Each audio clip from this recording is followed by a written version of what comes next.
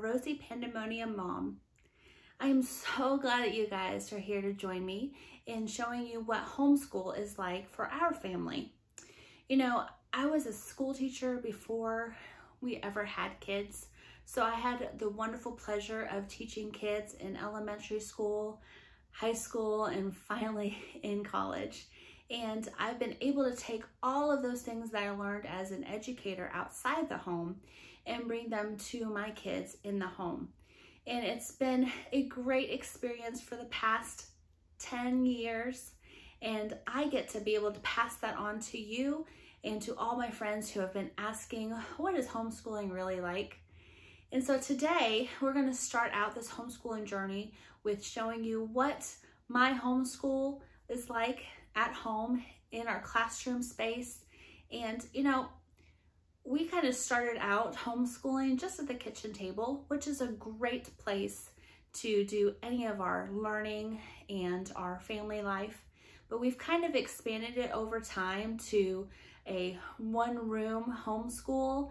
And then we've kind of backed that off, and we now have a whole living space where we just gather as a family to do things that a family does. And we add in our learning. So enjoy our homeschool space, and I can't wait to show you even more in the near future. Okay, you guys, this is our living space. There's me. And this is where we do most of our life at. We just kind of come in here and chill out, relax, play games. Our couch is a big part of our homeschool room. We do our morning time there, and we also just read alouds and sometimes just play on the floor for the little kids. Over here is my favorite part, which is our calendar area. And this calendar is all wooden, so every piece is wooden. It's interchangeable, and we don't even have to think about, you know, changing it or having it warp or wear over time. But it's from the person down below. You will see it's from Jennifer. She is the one who makes all these wonderful wooden pieces. And we have a few you'll see from our school space and our school curriculum. But there's so much more. I think you might really, really like her. Over here, we got a cork board for my youngest school-age kid. He is doing curriculum about the United States this year. So we got this really cool cork board from Amazon, which we can put a pin in for each state that we travel to for his schooling. Then these are our kids' school boxes. Kind of changed it up this year and went to wooden. And I still have to sand them because they're just a little bit piecey to where they could get a splinter. So that's my next step, is getting it all nice and sanded for them. Just a great space for them to sit and read or play games or whatever they choose to do. And they love it. It's a space just for one, usually. Okay, over here is our main homeschool area. It's just a little alcove, probably meant for a dining room, but we use it for our homeschool room. And as you can tell, we love books. I was raised on books. My dad's a history professor, so he is a lover of books, and it's just kind of translated into our home and our space. I'm gonna start over here, and this is where we have a lot of our board games. We love board games. Board game schooling is a great way to go, especially with younger kids. They learn to, you know, take turns. They learn manners, a lot of reading, mathematics, lots of different things of that nature. Then we go down to these areas, which is where I have a lot of our Dr. Seuss books. Also other early reader books, you know, the leveled books. Pinkalicious is my daughter's favorite. Then we have our alphabet books, our alphabet puzzles, which are highly important for little kids. We do have an alphabet train puzzle, which is ginormous. So it goes on the floor, which is why we have a lot of floor space. Then down here, we just kind of continue that. I want the little kids to be able to get to these things easily without having to come ask me for it. So we have board books. We have leapfrog books. Then we have, you know, everyone needs to have Play-Doh. My daughter is absolutely in love with Play-Doh, and she's 4. So we go through that a lot. And, you know, just the normal cookie cutters for them. Also, wooden toys, such as Thomas the Train, which I don't think we will ever get rid of. We have Lincoln Log houses here and there. And over there we have some more Thomas the Train stuff. Lots and lots of chapter books. We really like the A to Z mysteries and Magic Tree House. And of course, my kids' little collection of their toys that I get from wherever. And those will move around the house, I'm sure. At the very top, we have arts and crafts, paints for t-shirts that I really don't want them to have, so we have that put up there. Then we have some scrapbooking items as well, and a couple of, I think, other games that I just don't want the kids to get into, get pieces lost. We have a few violins up there, which we really need to get down and start learning in the next few weeks. A few other things. This top shelf is a lot of my curriculum that I don't use as often, as well as my teacher planners from the past 9 years.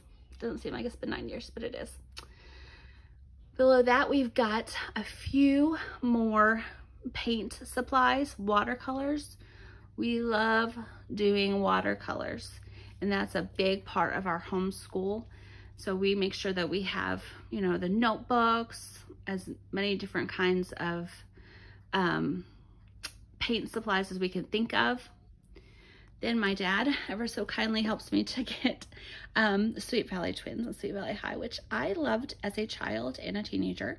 So I'm trying to get those back and have them for when my little girl gets bigger. We also have a tray for sand to help work with the letter recognition and spelling and all of that. And metal trays for magnets or painting. Down here we have just a few more things. We have lots and lots of piano books, more art supplies, sand for that tray. We do have a hands-on encyclopedia because I really think that even though you can look a lot of stuff up online, it's also important to have hands-on, without screen time books to use. And we were lucky enough to get these at our local library book sale. And, you know, they want new ones. So we got these for like $20, which is amazing. It's only a few years old. As well as all different kinds of dictionaries. We have dictionaries for little kids, dictionaries for primary, all the way up to high school.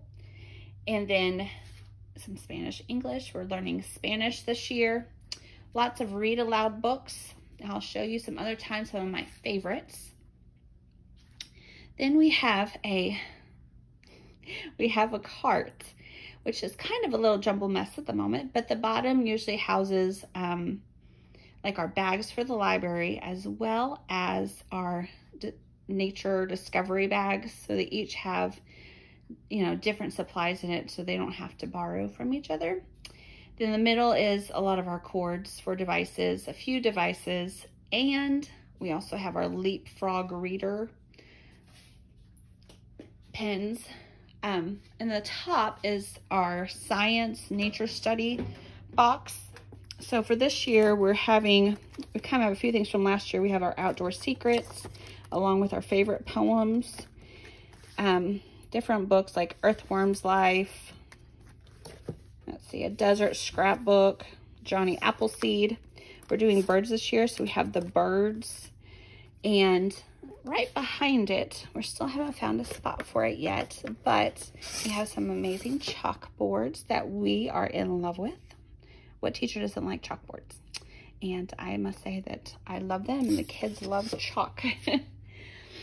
Over at our school table, we have things a little more for some of the younger ones, but we have our clocks that they can use to practice telling time.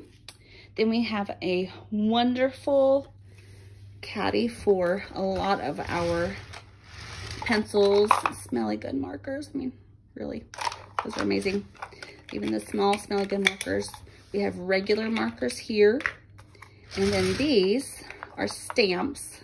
So like these are all stars. I love them.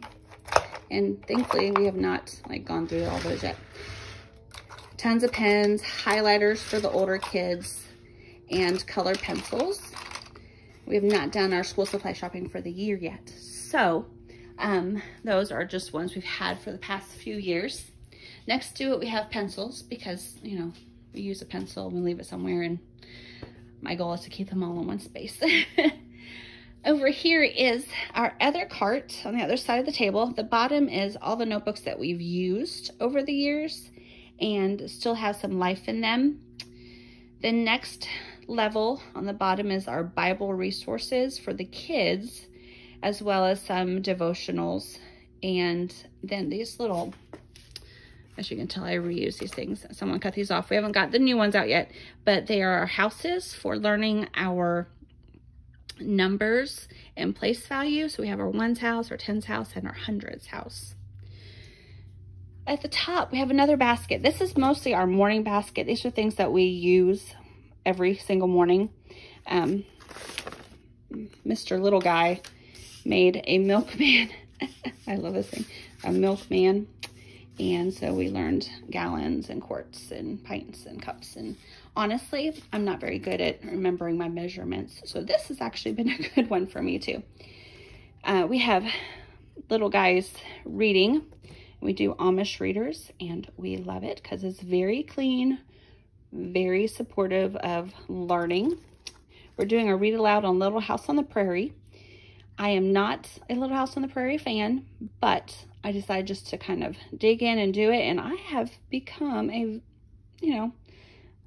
semi-fan at the moment. So we luckily got the rest of the series. A child's calendar every month. There's a new poem for the month. This is one of the kids' planners last year. I don't know what that one, these are just some kind of books. We use One Blood for kids. It talks about what the Bible says about race. We have a thing about the different full moons in 2020, which seems like most of 2020 has been a full moon. Nature studies schedule. Here's our actual morning time, and I will be showing you a little bit more about that. It is from A Gentle Feast, and I absolutely love it. It talks about Bible. It has poetry, art study, as well as we listen to a hymn. And so we just kind of have recitation of different poems and different Bible verses, and it is amazing. We have a Farmer's Almanac for 2020. This book is adorable, and I will share it later. It's Dr. Seuss's Horse Museum.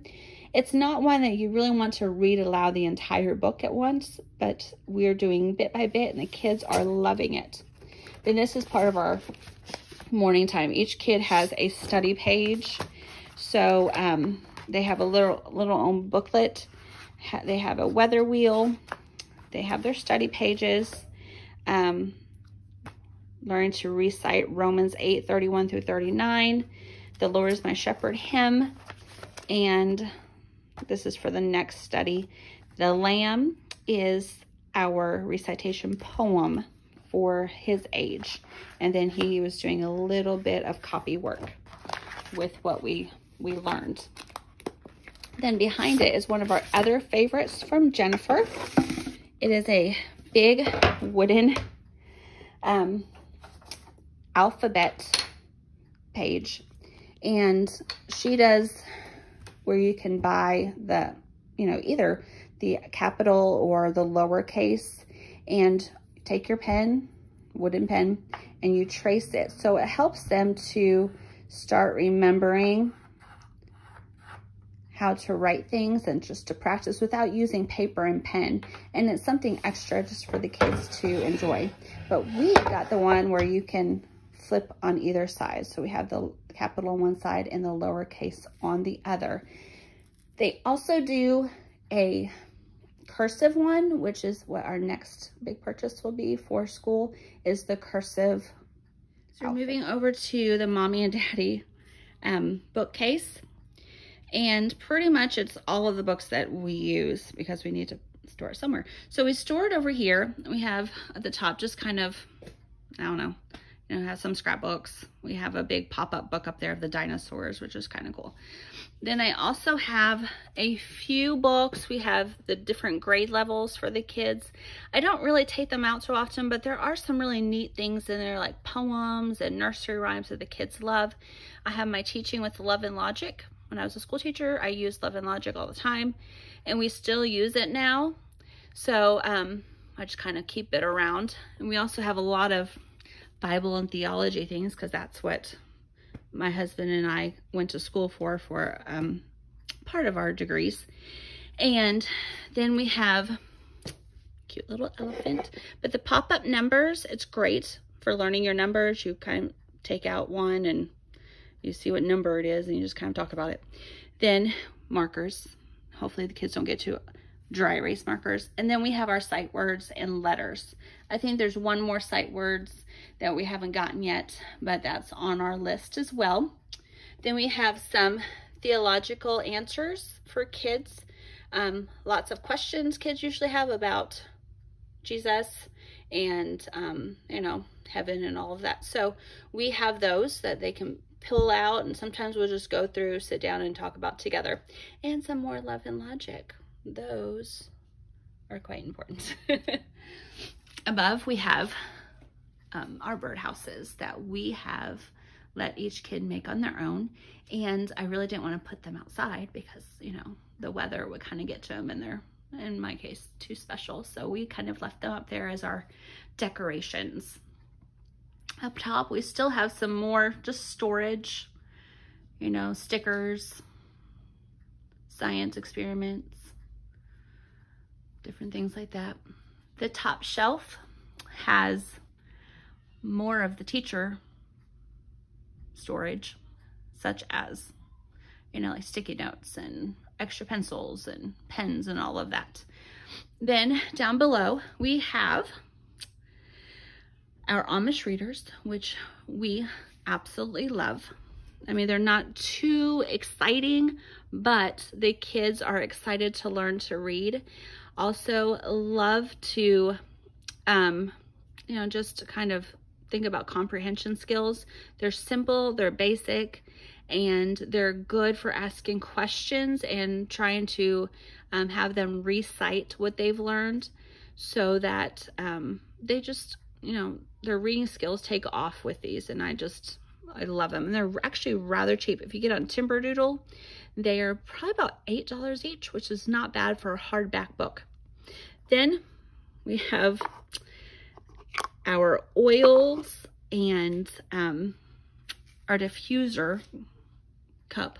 So those are important because some days, you know, we're just kind of grumpy or we need something refreshing, and I just put it in our oil diffuser and we just kind of go, and it helps out for our day. We use Rush Limbaugh's Rush Revere. Love it. Very good. The kids enjoy it, of all of our ages. We have some anatomy books, which we will go over in time. Those are the coolest things. The Wild Robot. The Wild Robot Escapes. My oldest elementary school student loves that. Then we have a few of our read alouds, which is our Laura Ingalls Wilder. A few games, a label maker. This is kind of my teacher bookshelf, and this is a lot of our school books for the next year for 4 kids. So we will go over those grade by grade in the coming videos. I want you guys to see what we're using and get to look inside each one of those.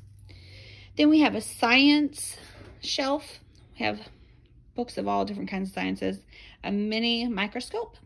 Our next big science thing will be a regular size microscope for the older kids to use. Until then, they love this microscope. I think it's from Geo Safari or Leapfrog. And then also, of course, a magnifying glass. You know, we can't study science without magnifying. Here we have a lot of our ink stamps, and they're washable, except for the memories ones. They're washable, so if kids get them on them, you know, it's easy to come off. We have Do-A-Dot. Those are highly favored in our house. We have a calendar there that we do every single month, and each day we use a Do-A-Dot of our own choosing. We try to do like patterns with them, and we see whose is different from everyone else's.